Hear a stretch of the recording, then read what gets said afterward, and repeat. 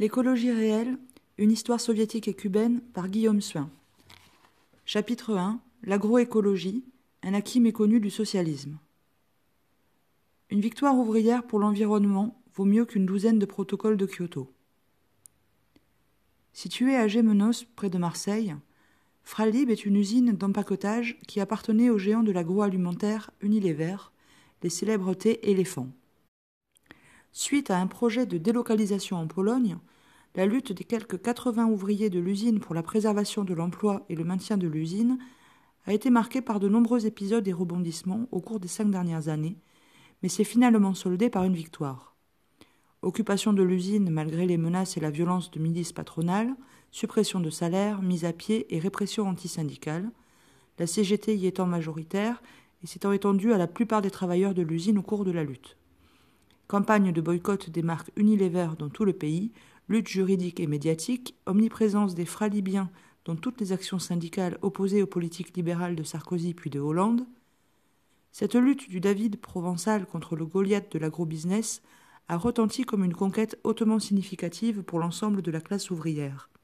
Récupération de l'outil de production et création d'une marque de thé et infusion, reprise de l'activité industrielle et diffusion actuellement sur les plateformes commerciales à l'échelle nationale.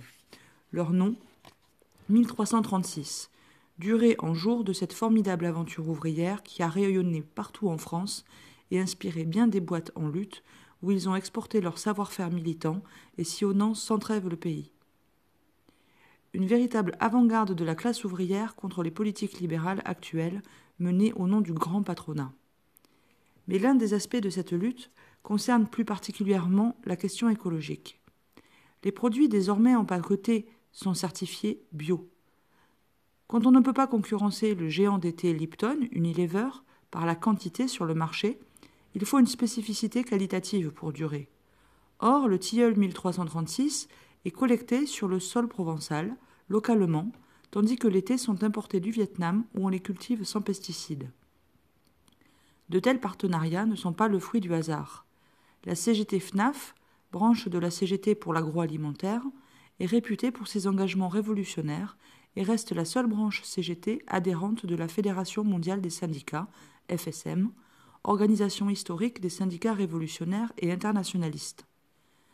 Sous l'impulsion de la FNAF, les dirigeants de la CGT Fralib avaient voyagé au Vietnam, à Cuba, pour rencontrer des syndicats locaux et s'inspirer de leur savoir-faire dans la gestion de l'entreprise quand celle-ci était attisée. Il est donc intéressant de noter qu'une lutte emblématique dans la classe ouvrière française des dernières années se solde par la production et la diffusion à prix raisonnable de produits bio.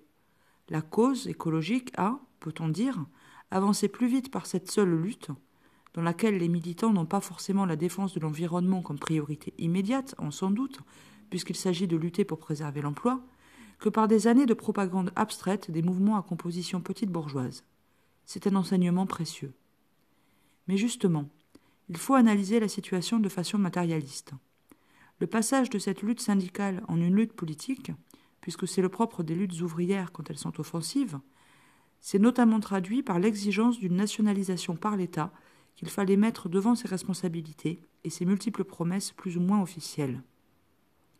Si celle-ci n'était plus possible, le collectif, s'engageant sur une reprise de l'usine désormais autogérée, la lutte pour la nationalisation de la marque éléphant se poursuivait, puisque Unilever refusait évidemment de céder le label. Ainsi, même la plus symptomatique des luttes actuelles, fût-elle victorieuse comme celle-ci, n'a jamais cessé d'exiger politiquement des engagements du gouvernement ou des collectivités territoriales.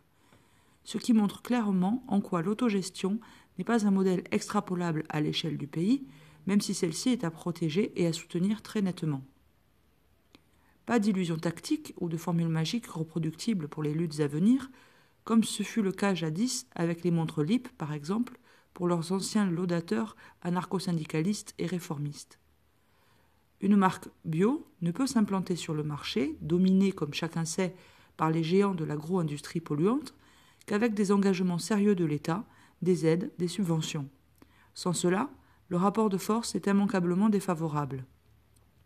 Pour poser la question de la lutte antilibérale, anticapitaliste, comme pour poser celle de la protection de l'environnement, il faut en même temps poser la question politique du pouvoir à l'échelle nationale. En voici l'exemple phare. L'exemple cubain, l'agroécologie dans un seul pays. On se rappelle peut-être comment Trotsky et ses partisans contestaient la possibilité affirmée par Lénine et les bolcheviks de construire le socialisme dans un seul pays, pour commencer, considérant que la révolution ne pouvait qu'être qu'un embrasement mondial ou rien. Ils l'appelaient la théorie de la révolution permanente, conjuguant en fait impatience et aventurisme. L'histoire a montré que le socialisme s'est bien installé en URSS pendant plus de 70 ans, et que cette installation n'a pas empêché d'autres peuples de lui emboîter le pas tout au long du XXe siècle. Cuba en fut un exemple illustre. Cuba socialiste, à la fois le rescapé du camp socialiste dans les années 90 et un phare de l'agroécologie reconnu au niveau mondial en ce début de siècle. La WWF, la plus importante organisation mondiale pour la protection de l'environnement, a indiqué en 2006 dans son rapport annuel que Cuba est le seul pays au monde à avoir atteint le stade du développement durable. Le développement durable est un engagement à améliorer la qualité de vie humaine tout en vivant dans les limites de la capacité de charge des écosystèmes qui nous font vivre. L'indice de développement humain est utilisé par le Programme des Nations Unies pour le développement comme indicateur de bien-être et l'empreinte est une mesure de la demande sur la biosphère. Les progrès des nations vers un développement durable peuvent donc être mesurés en croisant l'IDH et l'empreinte. L'IDH est calculé sur la base de l'espérance de vie, de l'alphabétisation, de l'éducation et du PIB par personne. Le PNUD considère qu'un pays a un indice de développement humain élevé si sa valeur d'IDH est supérieure à 0,8. Pour l'empreinte, on considère qu'une empreinte inférieure à 1,8 hectare global par personne, c'est-à-dire la biocapacité moyenne disponible par personne, est indicative d'une durabilité à l'échelle globale. Un développement durable réussi implique au moins que le monde, dans son ensemble, réponde conjointement à ces deux critères. Ni le monde dans son entièreté, ni aucune région prise séparément ne répond conjointement aux deux critères de développement durable. Seul Cuba y parvient, d'après les données que ce pays fournit aux Nations Unies, donc selon ce rapport de 2006 de WWF dans Planète Vivante. Une autre grande organisation, la Global Footprint Network, qui calcule également les évolutions nationales et mondiales de l'empreinte écologique humaine, a produit une déclaration similaire. La même année, le prix mondial Energy Globe, décerné par plusieurs institutions internationales dont l'ONU, pour récompenser des initiatives destinées à développer et rentabiliser les énergies renouvelables en fonction des ressources naturelles, a été attribué à l'université cubaine d'Orient. Cet exemple pour le monde en matière de protection de l'environnement s'explique avant tout par l'histoire révolutionnaire et l'engagement socialiste de Cuba.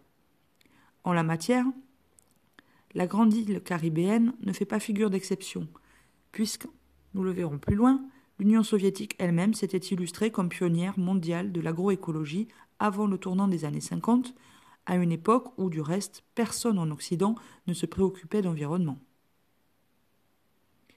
Mais il faut noter que parvenir à une telle reconnaissance mondiale malgré la propagande occidentale contre tout ce qui évoque le socialisme, dans un contexte d'embargo économique de plus en plus sévère de la part des USA pendant la période spéciale des années 90, est ce qu'on peut appeler un exploit. Et il est primordial pour tout militant écologiste sincère d'en tirer les conclusions politiques. Seul un État socialiste pilotant l'économie nationale peut et doit mettre en œuvre avec succès un tel projet d'agriculture durable et écologique, indépendant du funeste marché mondial des intrants.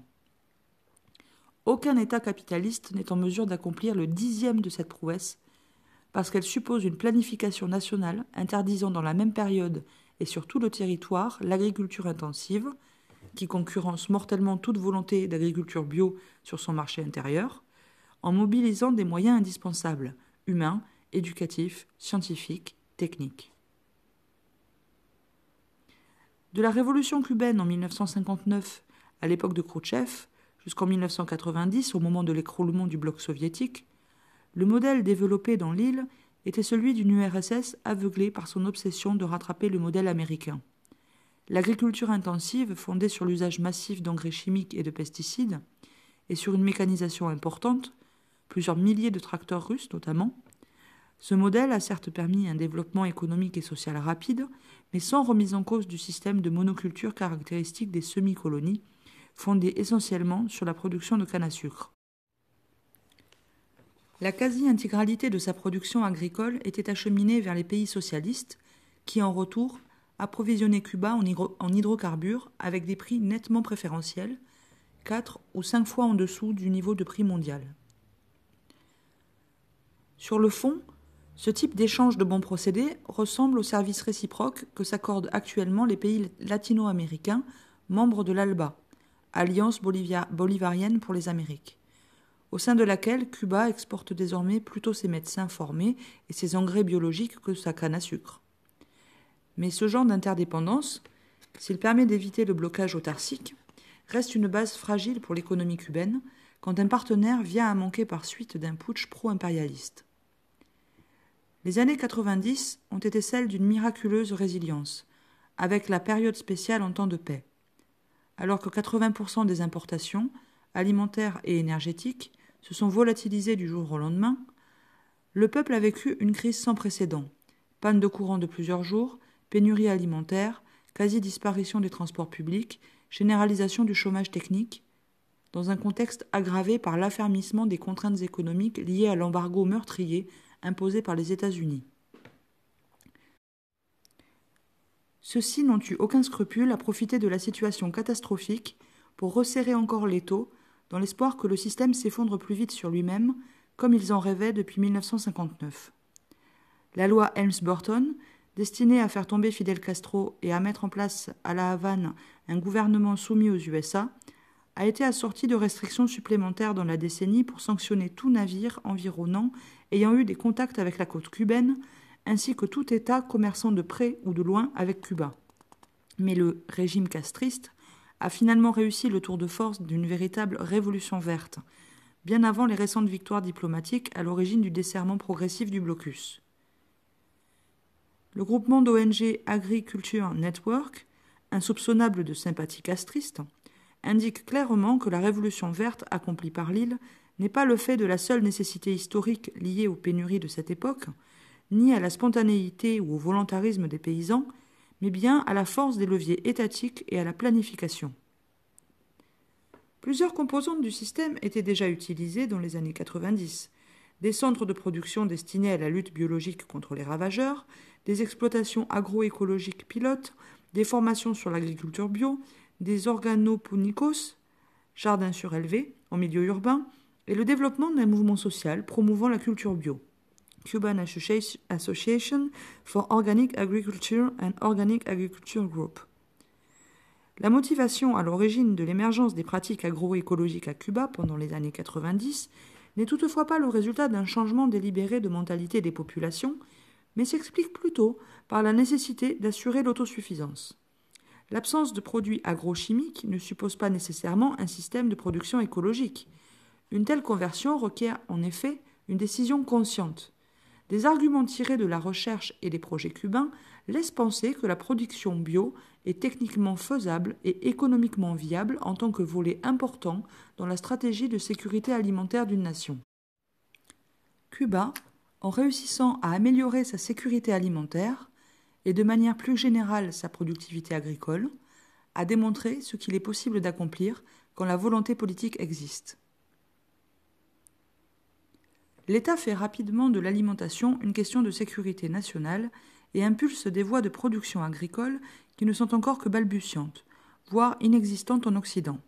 Communes mixtes d'agriculture et d'élevage, développement d'une agriculture urbaine et périurbaine de type biologique, production autonome des variétés de semences dont le but de renforcer la biodiversité et l'indépendance agricole du territoire vis-à-vis des semences brevetées à l'échelle internationale, reforestation massive et développement d'un modèle hautement compétitif d'agroforesterie et de polyculture, sans aucun pesticide ni engrais chimique. L'interdiction des pesticides sur le territoire explique parallèlement pourquoi les abeilles s'y développent alors qu'elles sont partout ailleurs sur la planète en voie d'extinction. Les techniques de restauration des sols et la production d'engrais biologiques et de lombriques y sont à la pointe des innovations actuelles dans le domaine de l'agroécologie. C'est le seul pays au monde à réussir un tel tour de force, parvenant par exemple aujourd'hui à couvrir 70% des besoins alimentaires locaux en légumes et en fruits. Le reporter Geoffrey Quanon, auteur du documentaire Si se puede, explique en quoi Cuba présente des potentialités bien plus grandes qu'un pays comme la France en matière de choix écologiques. À Cuba, le gouvernement peut définir un choix politique et organiser les règles du jeu de l'économie. Nous, on est dans les pays d'économie de marché, et où on a des gouvernants qui disent « J'aimerais bien pouvoir faire ça, mais si je décide d'aller dans tel sens, on aura la fuite des capitaux. Si je décide de favoriser les entreprises locales, je suis en désaccord avec l'Organisation mondiale du commerce. » En France, on a une concentration rapide et forte des terres, une diminution du nombre de paysans. À Cuba, il y a eu une redistribution des terres extraordinaire. En 10 ans, plus de 1,5 million d'hectares. À l'échelle française, ça voudrait dire les Midi-Pyrénées et l'Aquitaine. En France, le discours ambiant prétend que les deux agricultures peuvent très bien cohabiter, qu'on peut très bien avoir une agriculture paysanne et puis une agriculture plus intensive, plus exportatrice. Mais c'est très compliqué de parler d'agroécologie et en même temps d'avoir des discours sur la compétitivité avec tout ce qu'il y a derrière, à savoir la main-d'œuvre pas chère dans les fermes, l'agriculture industrielle. Est-ce que nous voulons une agroécologie paysanne à taille humaine, avec une multitude de paysans, ou une agroécologie intensive de supermarchés, avec une mainmise de quelques agro-managers qui pourront choisir comment ils veulent nous nourrir? Ce sont deux projets de société très différents. Interview donnée au magazine Reporter, Cuba, le pays où l'agroécologie est vraiment appliquée, décembre 2014. On estime qu'avec une telle indépendance alimentaire dans l'hypothèse d'une interruption totale d'importation, en cas de guerre par exemple, Cuba serait bien moins en péril que la France, qui ne dispose que de 4 jours environ de réserve dans ses supermarchés. Ces résultats ne sont pas liés à l'application bienveillante des directives d'une quelconque conférence mondiale au sommet pavée de bonnes intentions type COP21. Au contraire, ils reflètent la rencontre d'une ex-colonie en lutte pour son indépendance alimentaire, énergétique, donc politique, indépendance que l'épuisement des ressources endogènes remettrait rapidement en cause, avec une superstructure socialiste permettant la mise en œuvre concrète et planifiée de l'agriculture biologique à l'échelle de tout le territoire, sans concurrence déloyale privée fondée sur l'agriculture intensive. Ce résultat exemplaire se fonde sur des acquis matériels découlant des rapports de production mis en place dans l'île. Une planification raisonnée et harmonieuse à l'échelle du pays, un système éducatif et sanitaire développé, susceptible d'étendre à tout le peuple la conscience des questions environnementales à l'école, d'une part, et la formation à grande échelle des techniques liées à l'agroécologie en direction des ingénieurs en agronomie et en électricité, et de la paysannerie elle-même.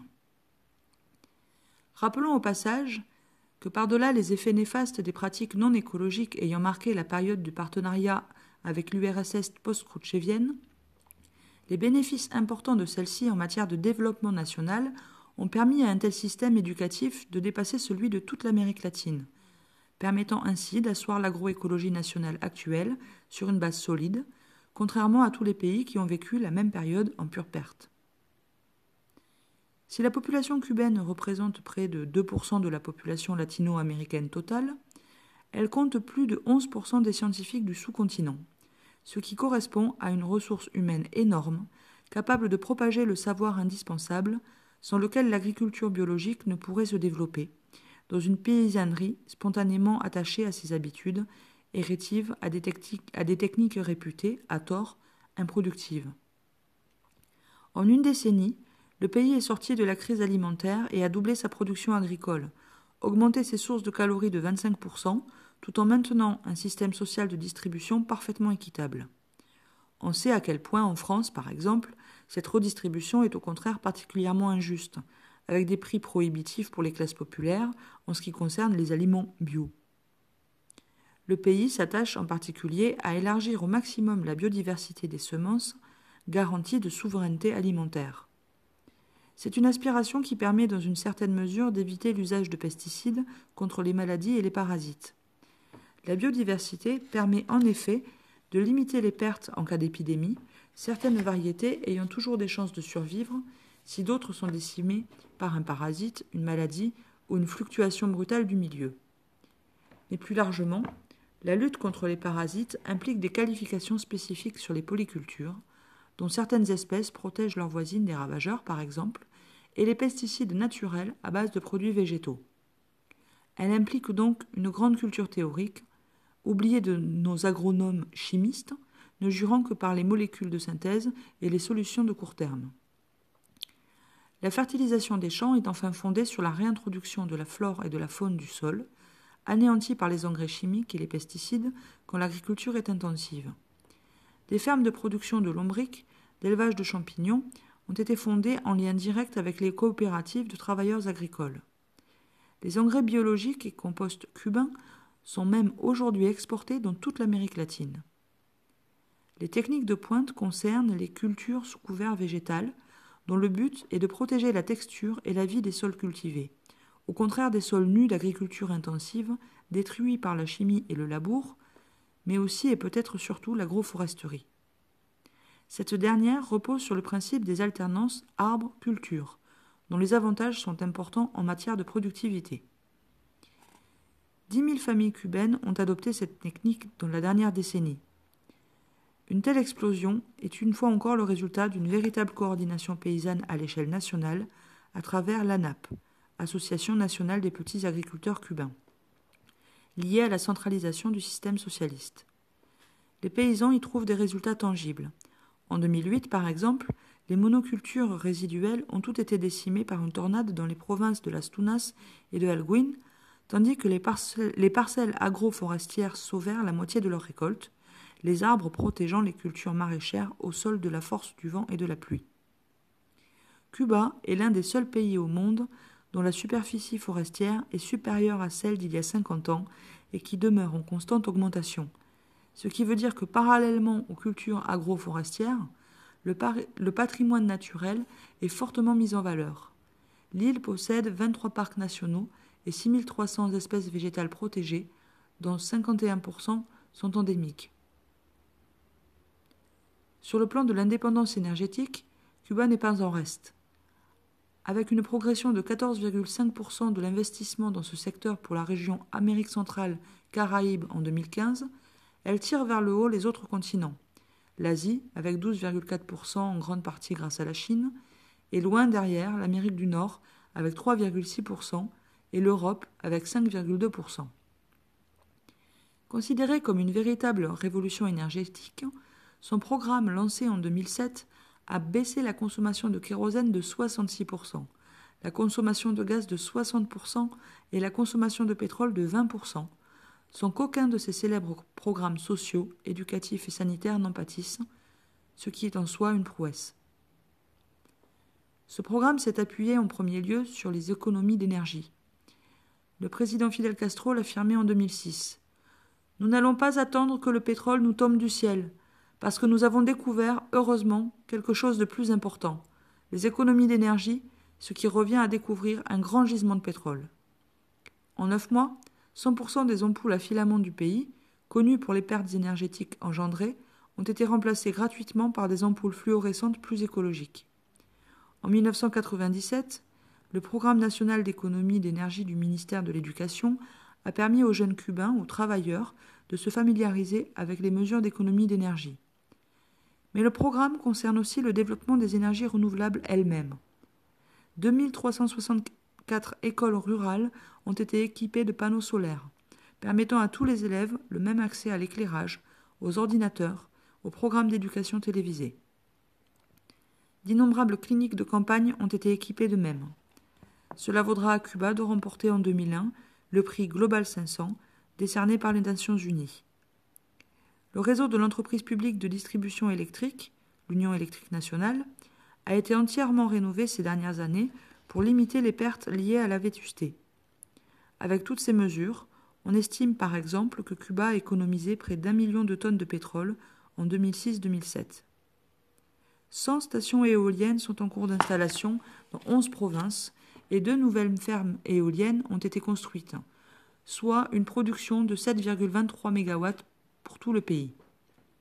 La première centrale électrique solaire reliée au réseau est en cours de construction, tout comme 300 stations de biogaz recyclant les déchets animaliers pour fabriquer du combustible de cuisine. Enfin, et c'est sans doute l'essentiel, l'île a développé un système de production de biocarburants tout à fait spécifique. Elle se refuse par principe à produire du carburant aux dépens de la production alimentaire, ce qui, à l'échelle du pays, et sans doute de la planète, serait la solution la plus dramatique pour pallier l'épuisement programmé des énergies fossiles en multipliant les famines. En revanche, il est possible d'extraire des déchets végétaux de la canne à sucre cultivée en masse, la bagasse, une énergie très opportune. Si, sur la période 2001-2012, l'énergie éolienne s'est développée de presque 16%, c'est l'énergie issue d'une telle biomasse qui s'est développée le plus sur la fin de cette période, 2011-2012, avec 22,3% en plus.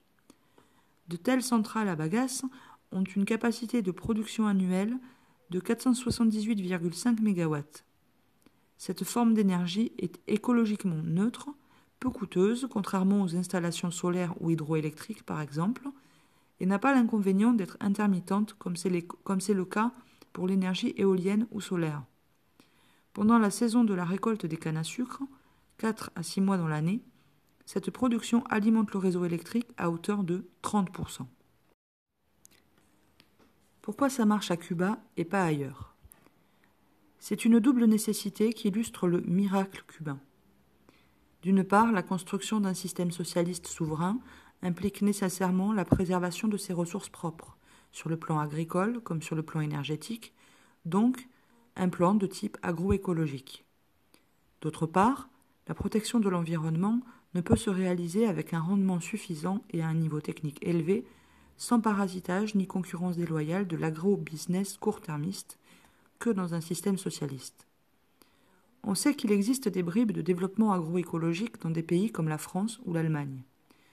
On sait aussi, à l'inverse, que se sont développés historiquement des pays socialistes sans aucune préoccupation écologique, comme ce fut le cas des révolutions contemporaines de l'URSS post-khrouchtchevienne. Mais ce sont des réalités partielles, qui montrent que rien n'est absolument mécanique ou linéaire. Ce sont en effet les acquis économiques et sociaux accumulés par l'exploitation des ressources fossiles elles-mêmes pendant toute une période qui permirent, le temps venu, l'investissement national nécessaire à l'organisation d'un tel modèle agroécologique à grande échelle. Voilà toute la différence avec des pays capitalistes continuant à polluer massivement et sans scrupule entre deux conférences nationales pour le climat et malgré les grands engagements solennels. Il est possible de faire exister et même de défendre, un temps au moins, des îlots de socialisme assiégés sur le territoire même d'un pays capitaliste, qu'il s'agisse d'un système de sécurité sociale, d'une usine récupérée et autogérée par les ouvriers, d'une ferme bio produisant selon un système d'échange semi-autonome, ou d'une commune dont la municipalité financerait les caisses de grève des usines alentours. Tout cela est parfaitement possible et souhaitable, car il s'agit, pour paraphraser Lénine sur les luttes syndicales, d'une école du socialisme. Mais les travailleurs les plus avancés savent que de telles victoires sont souvent ponctuelles, jamais garanties dans la durée. D'une façon ou d'une autre, le capital, conquérant par nature, reviendra sur ses propres reculs dès qu'il sera plus fort ou dès que nous serons plus faibles. La seule garantie relative que ces avancées aient un minimum de stabilité, c'est l'issue révolutionnaire, le renversement du système lui-même. Autrement dit, si les acteurs de telles luttes partielles, ayant obtenu telle victoire ou telle avancée, théorisent leur stratégie locale comme un modèle applicable par simple accroissement quantitatif sur le territoire, c'est-à-dire sans saut qualitatif, révolutionnaire à terme, comme ce fut le cas des courants anarcho-syndicalistes autogestionnaires, ils partiront bille en tête, sans vigilance, et se heurteront tôt ou tard à de brutales déconvenues. À l'inverse, le nihilisme de certains gauchistes s'employant à discréditer toute avancée ponctuelle parce que perdus d'avance et donc contre-révolutionnaires, n'auront pas moins de déconvenues. On n'appelle pas à la révolution par des lectures de salon et un millénarisme mystique mettant la révolution mondiale, substitut lointain du jugement dernier, à un niveau qu'aucune lutte actuelle ne saurait atteindre. L'exemple de l'agroécologie cubaine montre en ce sens comment les productions écologistes peuvent, jusqu'à un certain point, se coordonner, se matérialiser et se développer, quand la superstructure leur est favorable. Il montre en même temps comment un pays assiégé et en lutte pour construire le socialisme n'a d'autre choix pour durer que d'imposer sur son sol des techniques dites durables. Par extension, on peut dire que toutes les luttes anticoloniales, que ce soit en Asie, en Afrique ou en Amérique latine, ont au moins amorcé ce travail de développement de l'agriculture biologique. La mise en œuvre intégrale de l'agroécologie cubaine s'inspire notamment d'une première expérience historique dans un contexte anti-impérialiste au cours des années 80, celle du Burkina Faso, jadis gouverné par le marxiste Thomas Sankara.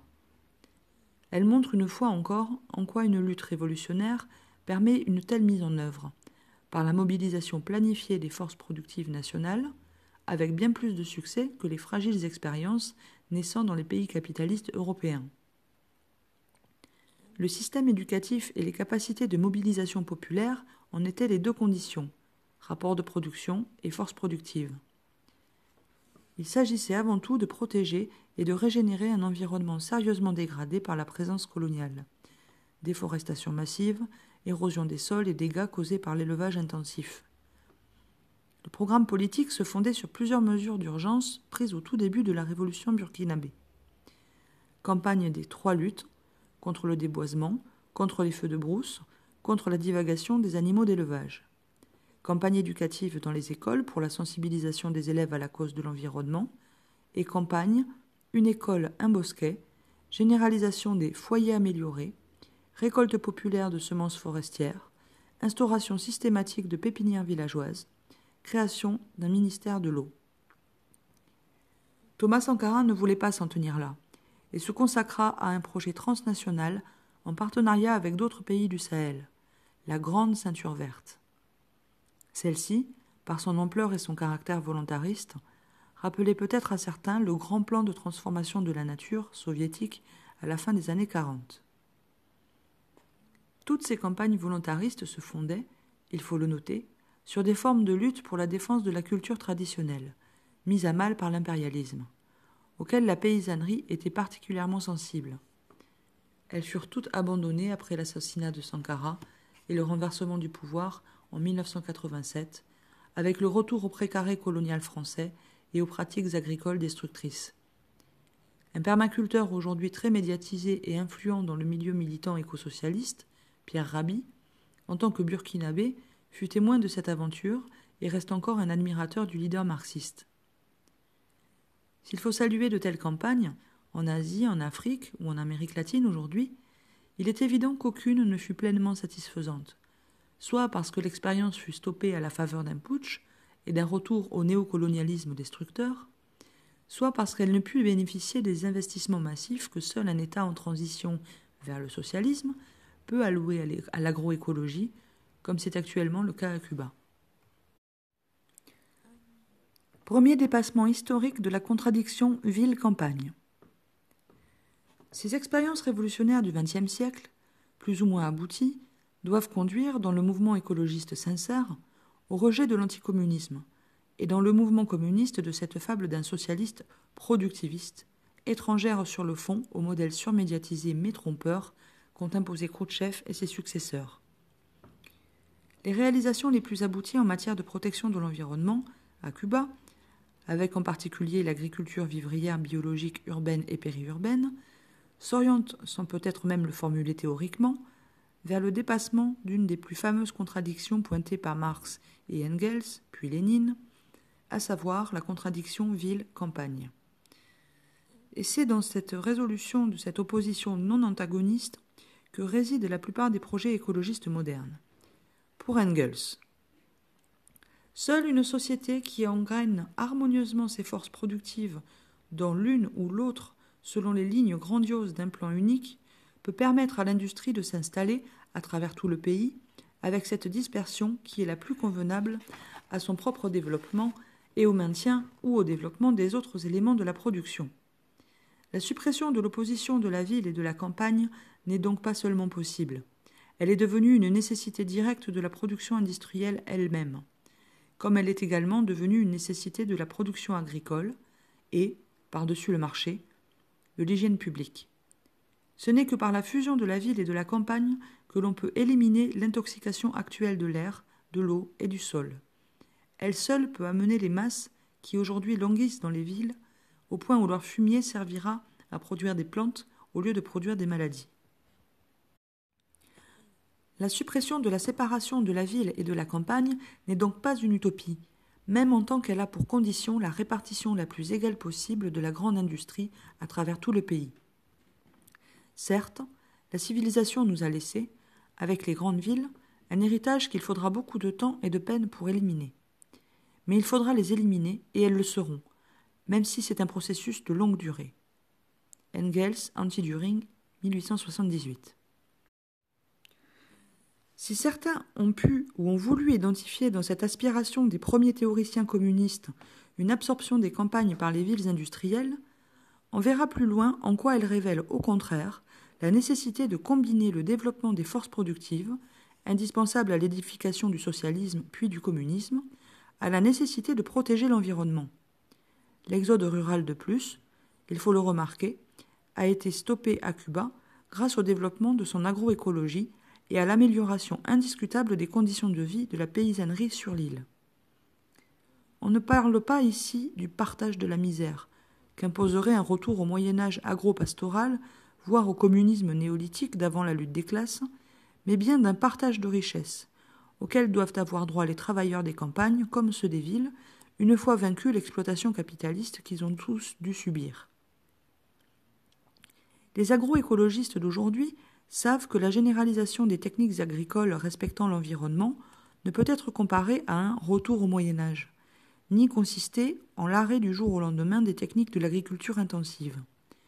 Avec la population mondiale actuelle, le seul trait féodal que nous pourrions y retrouver, si tel était le cas, n'est pas un romantique retour à la nature, mais un retour bien réel aux famines. Il faut développer les forces productives d'une société et non les faire décroître pour profiter pleinement du potentiel agroécologique d'un pays. Un exemple traduit bien cette nécessité, relatée en 1934 par un directeur de kolkhoz soviétique lors de la collectivisation. Il y est question de cette polyculture, qui régénère les sols cultivés, contrairement à la monoculture qui tend à les épuiser, tout en évitant l'usage de pesticides, indispensables en monoculture intensive, grâce à la protection mutuelle de certaines plantes cultivées ensemble contre les nuisibles. On pourrait très bien introduire d'autres cultures, mais elles demanderaient l'emploi d'autres machines, voire d'autres capitaux. Pendant la période où ces machines resteraient inactives, elles pèseraient également sur la ferme sans rien produire. Elles en diminueraient donc le revenu.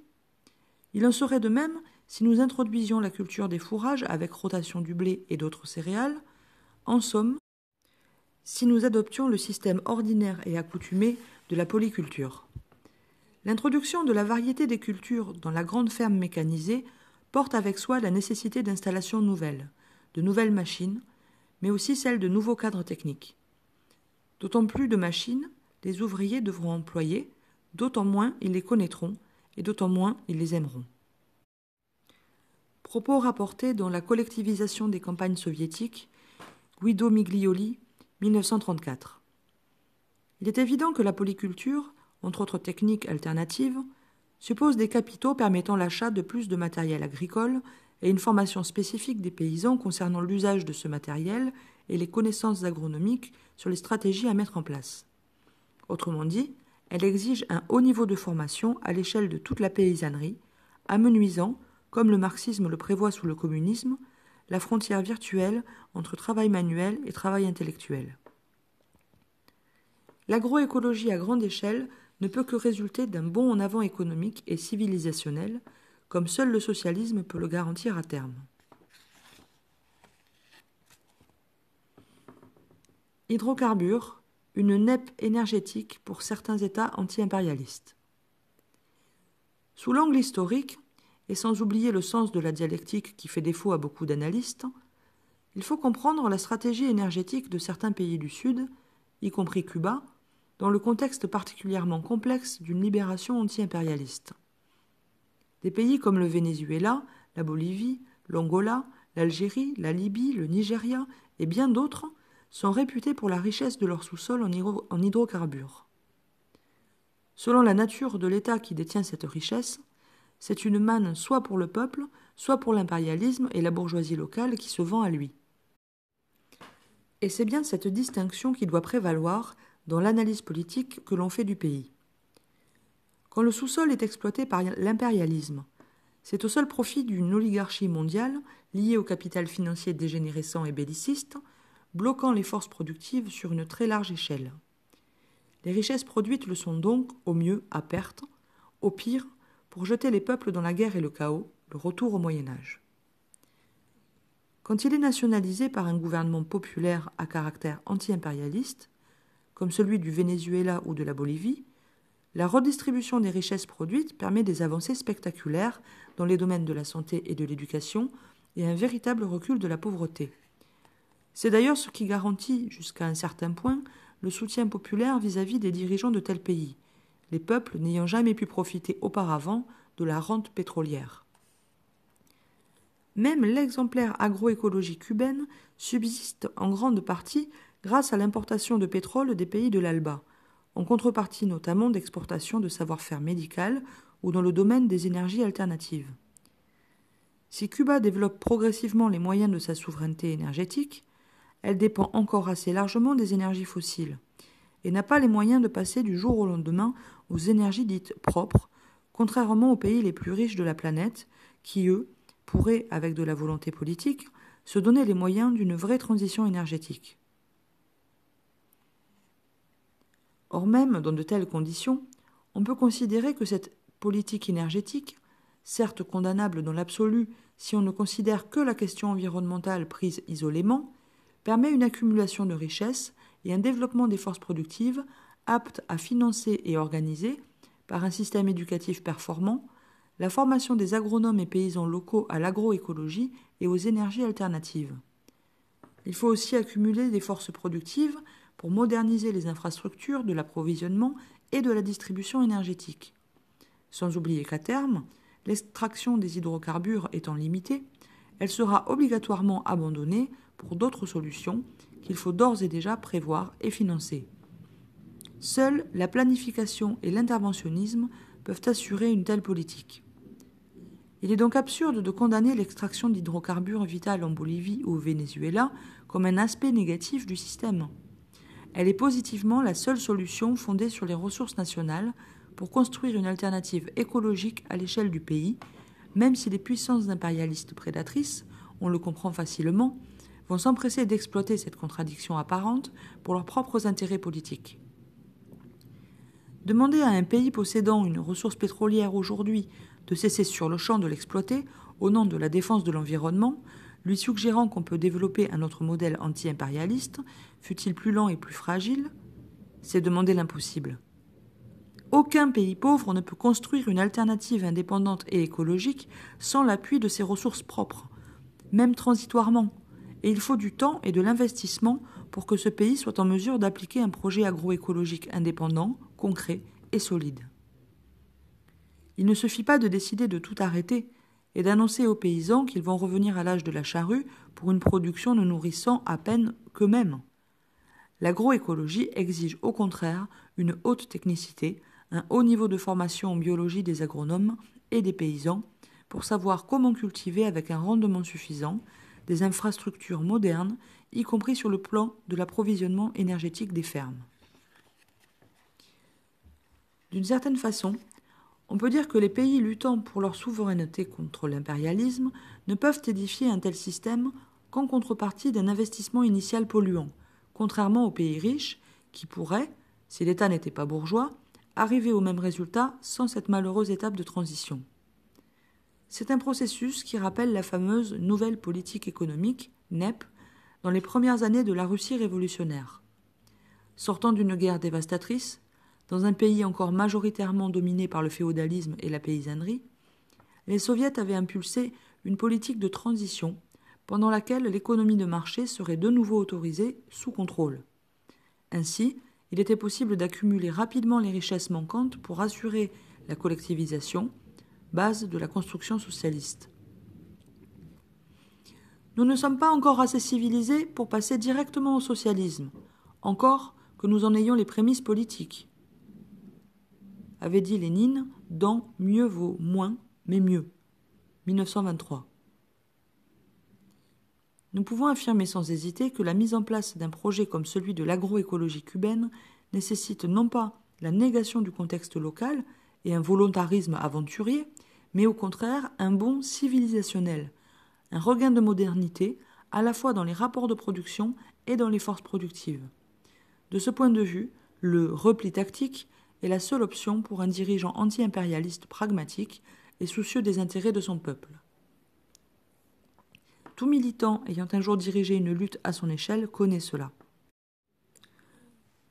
Cela étant, dans l'infinie diversité des luttes anti-impérialistes, on a pu voir se développer au sein même du mouvement communiste mondial des tendances opportunistes, nées du blocage apparent de la contradiction entre développement nécessaire des forces productives et protection, tout aussi nécessaire, des ressources environnementales.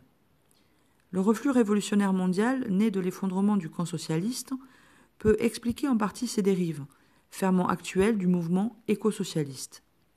Elle tente de résoudre cette contradiction, il faut le souligner, en tournant le dos aux enseignements de Cuba socialiste.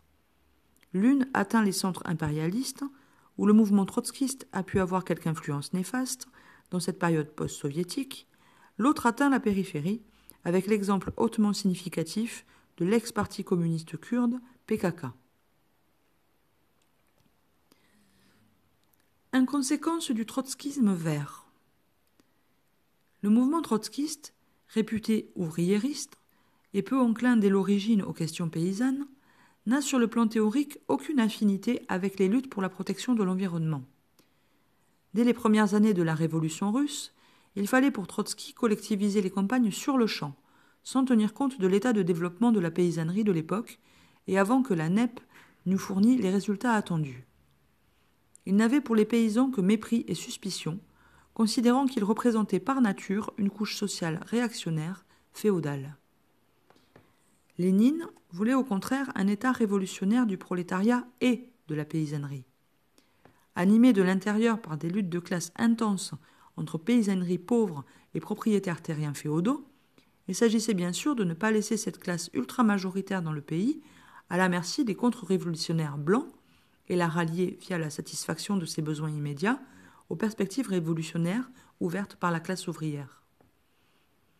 Les multiples polémiques et conflits politiques entre Lénine et Trotsky entre 1902 et 1920 ont essentiellement tourné autour de la question paysanne et de ses potentialités révolutionnaires dans la perspective du socialisme. Trotsky ayant sur le sujet des positions ouvriéristes et eurocentrées. Par ailleurs, de tous les intellectuels se réclamant du marxisme, Trotsky fut celui qui parla le moins, sinon jamais, de la question environnementale, voyant d'ailleurs d'un très mauvais œil finalement ce qui, au-delà du matérialisme historique, permettant l'analyse de l'histoire des luttes des classes, constituait pour les marxistes et léninistes le matérialisme dialectique, permettant l'analyse de la matière en général et dans toute son étendue, incluant donc histoire humaine, mais aussi histoire naturelle. Pour nombre de trotskistes, cet élargissement matérialiste dialectique constitue sans doute un risque de dogmatisation ontologique du marxisme et de totalitarisme potentiel. Pour toutes ces raisons, on peut expliquer pourquoi le mouvement trotskiste ne s'est jamais vraiment implanté dans les semi-colonies et les luttes de libération nationale, alors qu'il a pu relativement s'épanouir dans les centres impérialistes où la classe ouvrière est quantitativement plus développée, quand les organisations traditionnelles, partis, syndicats de celles-ci ont eu tendance à s'affaiblir. Il dénie toute potentialité progressiste ou révolutionnaire aux luttes d'indépendance nationale qui ne se traduisent pas immédiatement par une révolution socialiste, jugeant que la classe ouvrière ne doit pas s'allier avec d'autres couches sociales pendant la lutte et que la libération nationale n'a pas de caractère anti-impérialiste. Affaiblissement de l'impérialisme par privation de ses zones d'exportation de capitaux en périphérie, indépendamment d'une révolution socialiste immédiate et mondiale. On sait que les trotskistes se sont démarqués du léninisme par la théorie de la révolution permanente. La révolution doit s'étendre d'un coup au monde partant d'un foyer révolutionnaire, sinon elle est condamnée à l'échec. Contre celle du socialisme dans un seul pays, théorie selon laquelle il est possible de construire le socialisme dans un pays ou un groupe de pays malgré l'encerclement capitaliste. On comprend le peu d'intérêt des révolutionnaires des colonies pour cette version particulièrement défaitiste et contre-productive du marxisme, pour ce qui sera une réplique de la Grande Révolution d'octobre, suivie d'une vague mondiale immédiate de conquête du pouvoir, ou rien. Ainsi, quand on voit aujourd'hui les organisations trotskistes se mettre à critiquer le modèle productiviste stalinien des partis communistes post-soviétiques, pour la seule raison qu'une montée du mouvement écologiste peut ajouter au réquisitoire anticommuniste une charge supplémentaire, on reconnaît de leur part une double erreur. L'une, historique, qui attribue, comme on l'a dit, le modèle d'agriculture intensive polluante à Staline, alors qu'il ne s'épanouira qu'à partir des années 60. L'autre, théorique, puisque la littérature trotskiste ne s'est jamais penchée sur la question de l'environnement, contrairement à la prose anarchiste ou anarcho-syndicaliste, par exemple, et alors que la pratique même des dirigeants marxistes-léninistes en a tenu compte, y compris à une époque où personne ne prédisait de catastrophe environnementale imminente. Cela n'empêchera pas une partie de ces organisations trotskistes d'adhérer opportunément au mouvement écosocialiste actuel, le centralisme démocratique interdisant les tendances constituées dans les partis marxistes-léninistes. Leur commensalisme, s'appuyant sur le principe du droit de tendance, les oriente vers tout mouvement de gauche, non communiste, sans centralisme démocratique, donc perméable aux tendances, qu'il s'agisse des partis social-démocrates traditionnels au XXe siècle ou des courants écologistes d'aujourd'hui. Sur le fond, après avoir prêté allégeance à l'écosocialisme, pourquoi ces organisations ne revendiquent-elles pas, comme modèle naturel, l'agroécologie cubaine, comme il serait logique de le faire? D'une part, parce que le socialisme cubain s'est forgé malgré, voire contre les trotskistes. D'autre part, parce que, même au-delà du passé pro-soviétique de l'île, le trotskisme conteste la légitimité même des luttes nationales et la validité des concepts de nation et de souveraineté nationale. Or, c'est précisément la question de la lutte anti-impérialiste et de la souveraineté nationale qui a engagé le Burkina Faso ou Cuba socialiste dans des programmes agroécologiques de sauvegarde, l'état de leur rapport de production socialiste, construit jusqu'à un certain point, leur promettant la réussite de ce terrain. Du point de vue de la politique sérieuse, on ne se pose pas la question écologique dans un pays sans poser au préalable la question de la souveraineté nationale. Et c'est précisément ce dont sont incapables les trotskistes et leur révolution mondiale à foyer unique. Si les communistes optent pour l'internationalisme, c'est avant tout parce que l'indépendance des nations anti-impérialistes, par la multiplication de ces interrelations économiques et politiques, comme c'était le cas dans le camp socialiste, ou dans une moindre mesure dans l'ALBA d'aujourd'hui, pavent la voie à la révolution socialiste concrète, sans jamais qu'un peuple se mette à faire la révolution socialiste sur le territoire d'un autre peuple et à la place de celui-ci. Mais il y a plus grave, concernant l'éco-trotskisme. Pour le NPA, par exemple, qui a adhéré officiellement à la charte de l'écosocialisme, comme l'ensemble de la 4e internationale, secrétariat unifié, les critiques politiques ne manquent pas de se durcir contre un gouvernement anti-impérialiste pourtant réputé pour son engagement écologique, celui d'Evo Morales en Bolivie. Le parti d'Evo Morales, le mouvement vers le socialisme, MAS, qui s'inscrit dans le cadre de la révolution bolivarienne en Amérique latine, dans le sillage du chavisme vénézuélien, associe à son programme de nationalisation des principales ressources de l'État, en particulier ses hydrocarbures, une réforme agraire et un projet d'État plurinational de type indigéniste, associé à un retour aux valeurs traditionnelles de défense de la terre et de ses ressources contre le pillage impérialiste, le culte de la Pachamama, terre-mère. Mais l'impossibilité de renoncer pour le moment aux hydrocarbures, seule manne permettant de satisfaire les revendications populaires, sert de prétexte à toutes sortes de mouvements d'origine petite bourgeoise et trotskisante, dont le NPA est l'un des relais en France. Ces mouvements ont pourtant été dénoncés par le président Morales comme autant de tentatives d'intimidation fomentées par les propriétaires terriens des régions pétrolifères de l'Est, plus ou moins sécessionnistes, et instrumentalisées par la CIA en sous-main. Il n'y a donc ni hasard, ni négligence idéologique dans le déni trotskiste de l'expérience agroécologique cubaine. Cette dernière doit être relativisée, cachée, voire niée, parce qu'elle ne s'appuie sur aucune prophétie écosocialiste, d'une part, et parce qu'elle résulte des forces souveraines du peuple cubain, contre tous les présupposés de la théorie de la révolution permanente, d'autre part. Tout doit être tenté pour éviter qu'un État socialiste issu du camp soviétique bureaucratique, dégénéré, ne devienne l'exemple à suivre en matière de protection de l'environnement, même s'il l'est incontestablement déjà en matière d'éducation et de santé partout dans le monde. La mutation éco-anarchiste d'une partie du mouvement national kurde. Plus inquiétante est sans doute la tournure idéologique de certaines luttes de libération nationale après la disparition du bloc socialiste et le nouvel élan, particulièrement prédateur et agressif, des ambitions impérialistes. Les Kurdes constituent la plus grande population actuelle à ne pas avoir d'État. Ils occupent un territoire chevauchant 4 pays, dont la plus grande partie est la région sud-est de la Turquie. Le mouvement politique le plus influent en faveur de l'indépendance depuis les années 70 est né en Turquie, où vivent plus de la moitié des Kurdes.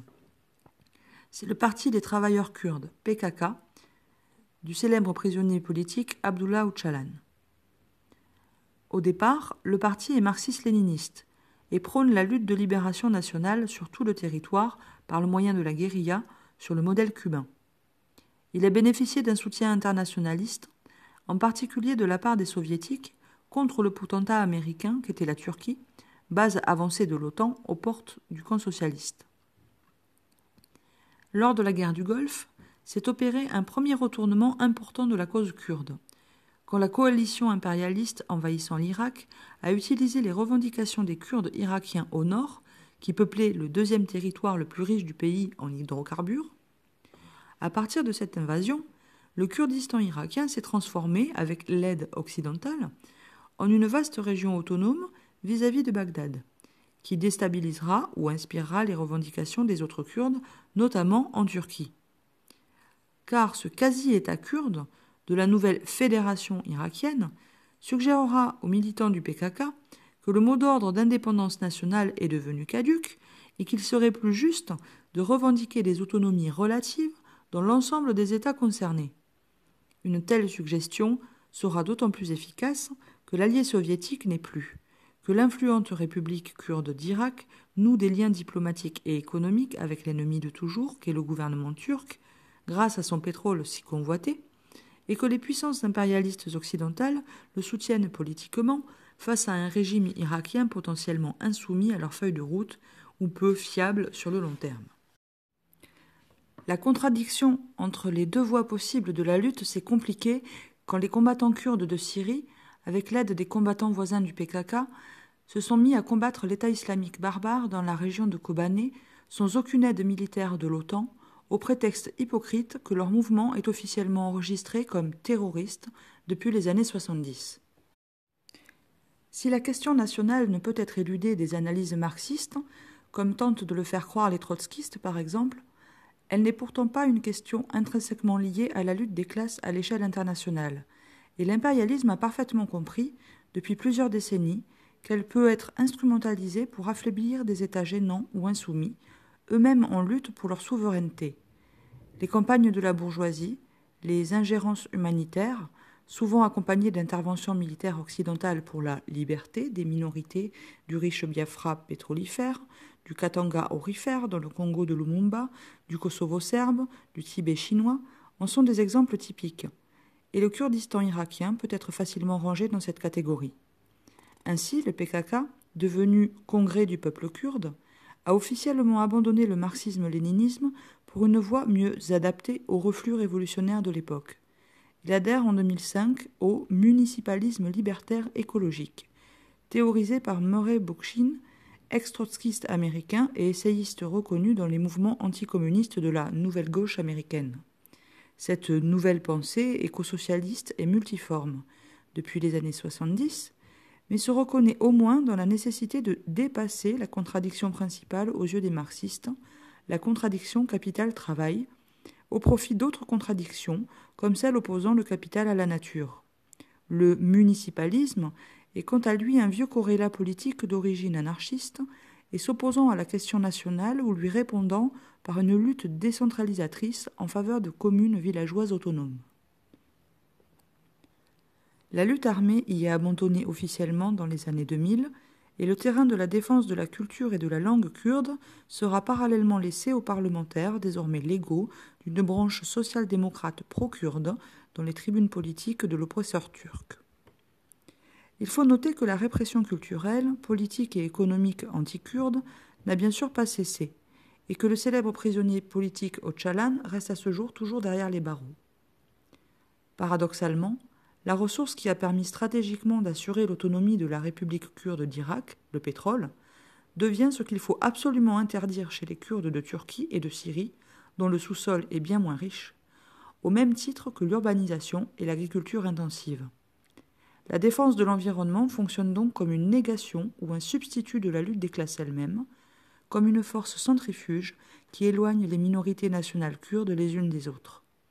En même temps, il est possible qu'elle constitue le seul résidu possible de démarcation idéologique de l'ancien PKK, une fois la question de l'émancipation nationale et la lutte des classes éludées vis-à-vis de son concurrent du Kurdistan irakien, désormais grand pourvoyeur de pétrole.